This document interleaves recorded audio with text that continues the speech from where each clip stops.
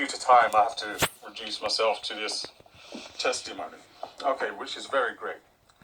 Anyway, when I went to church many years ago, I was asking God haphazardly in prayer, says, if somebody mocks Lord and asks for a sign, just give it to them then.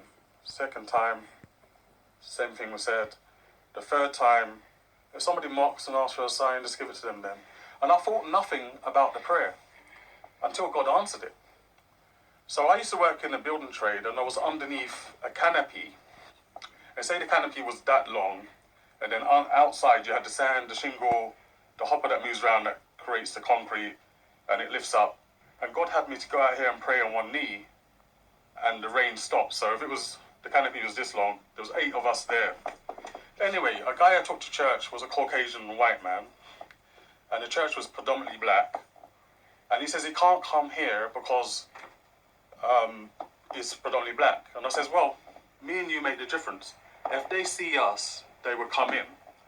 And a friend at the time, who's an elder now in ministry, he was offended by that. But we knew that if this man was saved, he would draw more people as well. So Satan was using that as a decoy.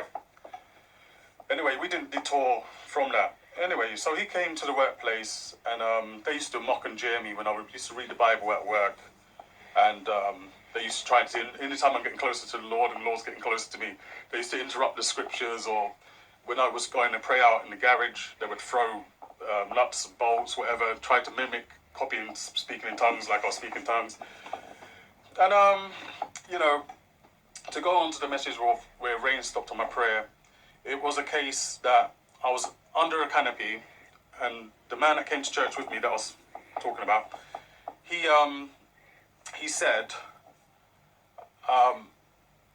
the people in the workplace asked him, like, how was church and stuff like that. And when he went out and he says, we worship idols, the church that I went to.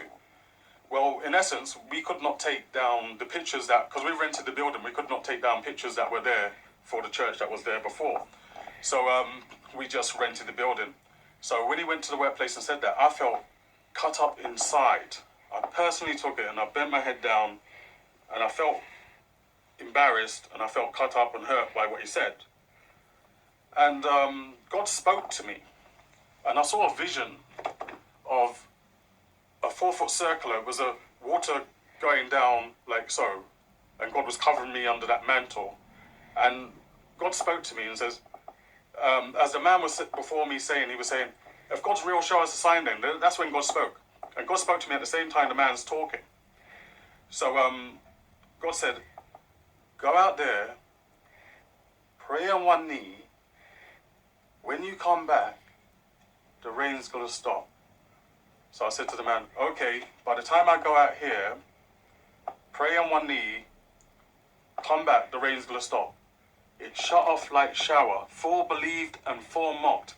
But the result is 4 believed. And it happened. The miracle happened.